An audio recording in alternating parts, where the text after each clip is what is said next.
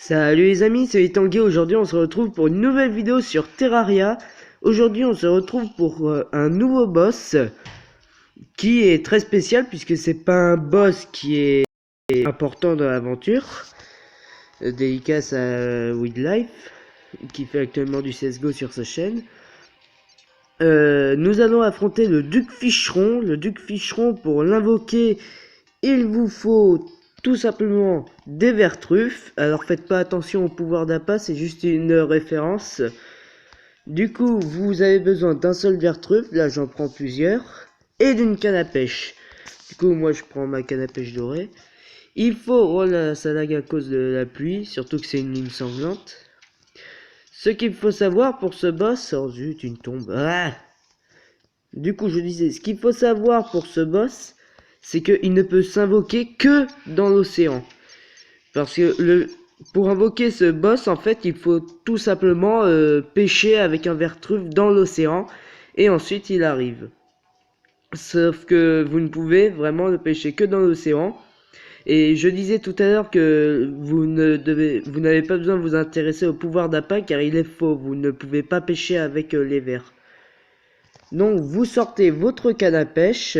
Bon, on va se prendre une petite tarte aussi.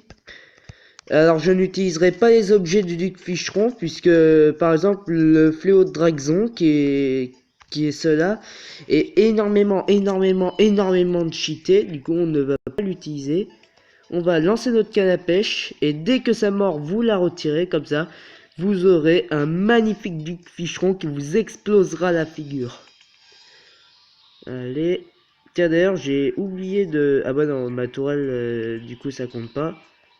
Nyeh, tu me touches là pas. Ah, voilà, invoqué. Alors le duc Dracosson, c'est comme ça qu'il s'appelle dans le truc, sauf qu'en réalité il s'appelle pas comme ça. On va mettre notre petite tourelle, reprendre notre race sapin, ignorant, magistral, on va prendre le magistral, ce qui est logique. Donc ce boss est dur quand vous n'avez pas ses équipements. Parce que il est extrêmement rapide et à sa deuxième phase il fait très mal. Il peut lancer des tornades, là c'est ce qu'il vient de lancer. Alors évitez d'aller dans ces tornades car c'est sûrement le truc qui fait le plus mal sur le Duc Ficheron. Puisque en fait elles vous font des dégâts en continu et pas des petits dégâts. Alors j'ai cru qu'il était passé à sa deuxième phase, mais non, il n'est pas passé à sa deuxième phase. Oh, j'ai récupéré que ça en point de vie. Ah, aidez-moi. Oh attendez, j'ai une idée. On va faire ceci. Voilà, et on va lui faire bien plus mal. Brûle, créature de Satan. Oh, il a encore fait des tornades. Allez, on utilise un peu le rasapin. Allez. Ah oui, la tornade envoie aussi des requins. Bon, là, vu qu'il va m'exploser, on va aussi utiliser un peu ça. Comme ça, au cas où il nous le donne pas, je vous montre ce que ça fait. En fait, c'est un fléau qui envoie des bulles et ces bulles poursuivent les ennemis. Et elles font pratiquement aussi mal que la lame terrasse, ce qui fait que ça les rend très cheatés. Donc là, on va l'exploser. Franchement, le duc Ficheron, avec cette arme, il survit pas. Donc sur lui, nous avons eu le typhon rasoir, qui est une arme pas mal. Franchement, elle est plutôt bien. Ce qu'il peut dropper, c'est le fléau Dragzon, le typhon, le bâton de tempête qui en fait invoque un allié combatif. Donc c'est une tornade qui lance des requins. Je vais vous montrer aussi ce qu'on peut avoir d'autre. Donc comme tous les boss, on peut avoir un trophée et un masque. Mais on peut aussi avoir, où est-ce que je l'ai mis? On a une manille, le tsunami, qui est considéré, je crois, comme le deuxième meilleur arc du jeu, car en fait il tire 5 flèches en même temps et il en consomme qu'une seule.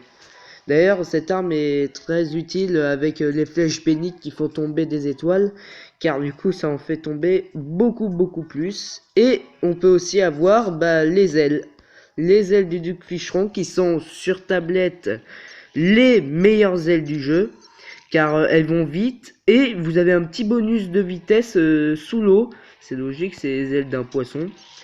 Du coup, pour le combattre, comme vous avez pu le voir, je vous conseille de faire une plateforme de combat. comme un peu tous les boss en fait. Mettez des feux de camp et des lanternes de cœur. Comme arme, si vous n'avez aucune des armes du duc Ficheron, utilisez la lame Terra. Ou la hache possédée aussi, c'est pas mal vu que ça poursuit les ennemis. Voilà, hache possédée, c'est un très bon choix. Si vous utilisez une arme à feu, utilisez des balles de chlorophylte, car elles suivent les ennemis. Et du coup, comme le duc Ficheron, il est très dur à toucher, c'est extrêmement utile. Voilà, donc moi je vous souhaite bonne chance pour le tuer. Par rapport au let's play, là on risque d'arriver vers la fin, puisque la prochaine vidéo ça risque d'être sur le boss final. Le boss final, avec les armes que l'on a maintenant, il va être ultra simple.